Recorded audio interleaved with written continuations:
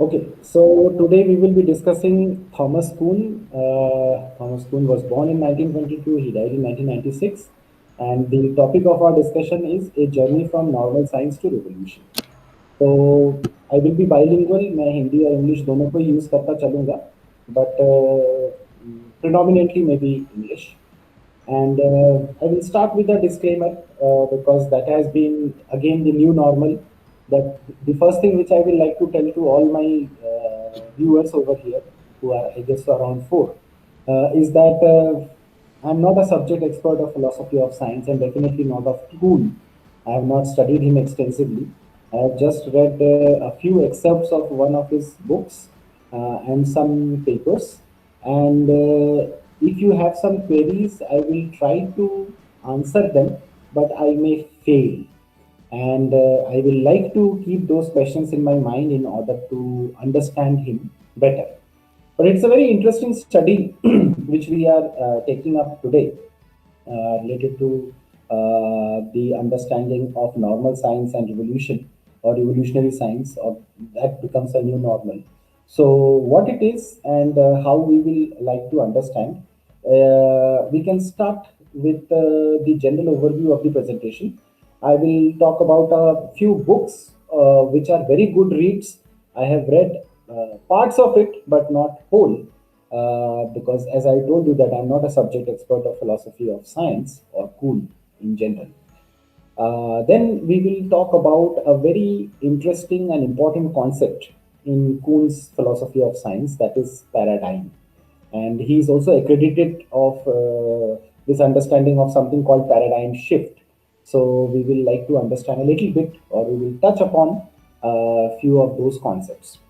Then we will understand the concept of normal science. We will discuss normal science in detail, and then we will see what is it which is called as scientific revolution. I am keeping the next concept which we will be discussing, and without which this whole discussion makes no sense, or at least to me, it will be a meaningless thing. But that is something which will come at the later part of this presentation. And in case you are patient enough to go with this whole presentation, so I will like to reveal what is the last part of the presentation, because that will make sense to this understanding of the difference between normal science and scientific revolution and the new science which surfaces or comes up. So let us start with the books. These are very interesting and important books of Kuhn. The first book was The Copernican Revolution, published in 1957. And I guess so all of us know what is the difference between heliocentric and geocentric theories. So a lot of those examples have been discussed in his book The Copernican Revolution, which published in 1957. However, the magnum opus of Kuhn is The Structure of Scientific Revolutions, which published in 1962, and I guess so it is the best book of the philosophy of science in the 20th century. And not only that, it has been very well taken and very well accepted, but it has also been criticized for certain points. The third interesting and important book is The Essential Tension, which published in 1977, and posthumously wrote Since Structure was published in 2000, which is, you can call it like the part two of the structure of scientific revolutions. So, in all these things, Kuhn has tried to discuss what science is, how science works, and what are the cliches which develop over a period of time, and how science goes from one say paradigm to another paradigm, and how these changes takes place, and so on. So it's a very interesting book, and whenever I teach philosophy of science in this university, students also find Kuhn's description to be a very interesting discussion, and it is definitely a very nice way of understanding certain things. And once you understand these concepts, I guess so it is easier and very very fulfilling for many people to understand what is going to be the course of it. And now, since we are facing a pandemic, uh, of COVID-19. And we have seen that every now and then a lot of SOPs change, a lot of paradigms change, a lot of concepts come and then they flow away, and so on. So, all these things are certain things which you will find in Kuhnian analogies and Kuhnian explanations and so on as well.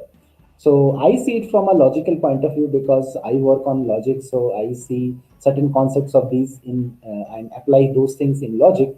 But people use it extensively in their areas of concern, and it is also providing a good platform for us to go for a comparative study of certain theories. So let us not waste much of time and jump to the notion of paradigm. Now, paradigm has a couple of meanings in Kuhn, and they are akin to its, I will say, lexicographic meaning of the word as well. If you see paradigm, there are at least two ways in which it can be defined. The first way will be the generally accepted perspective of a particular discipline at a given time. So this is what Kuhn calls way of doing science. The second one is a standard, typical, or perfect example. So this is what Kuhn will call as an exemplar in any area. So Masterman is one of the philosophers who have studied Kuhn extensively, and he found that Kuhn has used at least 22 meanings of paradigm. But I'm not taking all those studies and stuff like that. But what I'm trying to say is that Kuhn was not very consistent in using the term paradigm. But generally, he will mean a couple of things. In the broad way, he will say that it is a way of doing sciences, right? And in a very narrow sense, it will point to an example in the history which has changed the course of science. So that are the two meanings of paradigm or the word paradigm. And he also uses this expression called paradigm shift. Now, one thing which I would like to bring to the attention of all the people who are present here, that Kuhn is not the primogenitor of this terminology called paradigm or paradigm shift, right? This has been in the literature right from the very beginning, but because of his extensive usage in his text and in his books and in his works, this is accredited to Kuhn that paradigm shift is a concept which is associated with Kuhn, but it has been used before as well. But does not matter. We are not very interested in who is the person who has given that concept. Now let us come to what is a paradigm. Now, a paradigm consists of axioms, theorems, corollaries, and lemma, and the tools of using a respective study. Now, those for those who do not know what is an axiom, I will just give very brief explanations of these things. Axiom is basically considered as a self-evident principle, right? That which need not be proved, it is self-evident, right? So we say that like tautologies and contradictions are also like kind of axioms. You know, we do not need to prove it. We do not know need to go for any kind of empirical understanding of that. But does not matter. It can depend from system to system, but they are basically self-evident principles. Theorems are those things which are based on axioms. So you go on to prove certain thing on the basis of certain axioms. So those are called theorems. Now these are bigger results.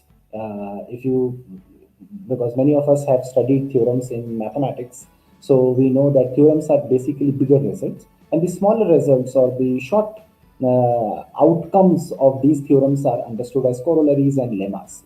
So they are also certain things. But if you see, this whole is basically talking about a system. So it is like a system which is developed, and we use certain kind of tools in these kind of system. Now these tools are not only the physical tools, but they can be any kind of analytical tools as well. So all these tools which we use makes a system. So paradigm in Kuhnian understanding will be a system of science. Now you must be aware of that sciences also keep changing, and there are certain standards which also keep changing. I will come to those and the examples of it. So, in the nutshell, if you understand that it is a way of doing science, it is a way or an established system. So we call that a paradigm, a standard, right? We like many a times we use something like that. This is the gold standard of that, right? So, or this is the standard of that. This has been standardized, right? So this expression is nothing but a paradigm. So that is the understanding. So if you move further, paradigm shift will be like in a way that when we move from one paradigm to another paradigm. So it means that when the tools and the standards change, like if I give you an example, I do not know because there are some students in this meet as well, and they may not be aware of. But there are some paradigm shifts which has taken place even in the modern medical science. Like for that matter, Tiwari ji and Madhu will remember that beforehand when we were born, and if there is a burn case, किसी का हाथ वगैरह जल गया या कभी कुछ इस तरीके का हो गया, तो पहले क्या कहते थे कि आप पानी मत डालिए इसमें, है ना, हाथ जल गया तो पानी वानी मत डालिए, उसमें फफोले पड़ जाएंगे, निशान बन जाएंगे, दिस एंड दैट, पानी से दूर रहिए। पाउडर और भी बहुत सारे तरीके के जो है ट्रीटमेंट्स होते थे। और अब जो है जैसे ही किसी का हाथ चलता है तो वी से दैट सबसे पहले पानी से अच्छे से धो लो, है ना, उसको पानी लगाओ। इसी तरीके से स्पोर्ट्स मेडिसिन में भी जो है बहुत सारे पैराडाइम शिफ्ट्स आए हैं। In the modern science, I'm not talking about Ayurveda, I'm not talking about homeopathy, I'm not talking about Unani medicine, I'm talking about basic allopathy only. जैसे पहले जब हम स्पोर्ट्स में थे, तो इन स्पोर्ट्स इफ वी से have a twist और a turn और कोई मसल क्रैम्प आ गया एंड दिस एंड दैट, तो हमको जो है काफी गर्म पानी में पाव डुबो के रखना, उसमें नमक डाल देना और भी बहुत सारी इस तरीके की चीजों को करते थे। आजकल it's a big known, what they से इज दैट कि आप आइस पैक लगाओ, है ना, अब जो है वो शिफ्ट कर गए हैं। तो इस तरीके से कुछ कुछ पैराडाइम शिफ्ट्स और कुछ कुछ चीजें होती रहती हैं। तो पैराडाइम शिफ्ट को समझने का एक बेसिक आइडिया ये हो सकता है या एक बेसिक तरीका ये हो सकता है कि हमने जो है अपने टूल्स और अपने स्टैंडर्ड्स को चेंज कर दिया, और टूल्स और स्टैंडर्ड्स चेंज हो ही रहे हैं। एक बार बोला कि वैक्सीन जो है 1 महीने के अंतराल में लगाने पे सबसे ज्यादा इफेक्टिव होगा, फिर बाद में कोई स्टडीज ने कुछ और चीजें फाइंडिंग की, तो उसके बाद उसको बोला कि वो 3 महीने में लगाइए तो ज्यादा इफेक्टिव होगा, या 2 महीने में लगाइए तो ज्यादा इफेक्टिव होगा, and so on. So things keep changing, paradigms also keep changing. अलग अलग जगहों पे अलग अलग तरीके के पैराडाइम होते हैं। I can also give very good examples of teaching, but I will like to refrain from that. Dr. Tiwari and Dr. Madhu and me can discuss in our closure group rather than including somebody else in this class, that how the paradigm of teaching has changed and how research plays a bigger role than actually teaching. So those things also change, and things go on like that. So it's not only that the tools, the standards have changed, even the axioms go for a change, or the theorems go for a change, and so on. Because whatever is been self-evident in the geocentric theory is not a self-evident principle in the heliocentric theory. So all these things we understand. If we understand that the Earth is the center and the sun revolves round, so we will have a very different way of looking into things. The axioms will change, the theorems will change.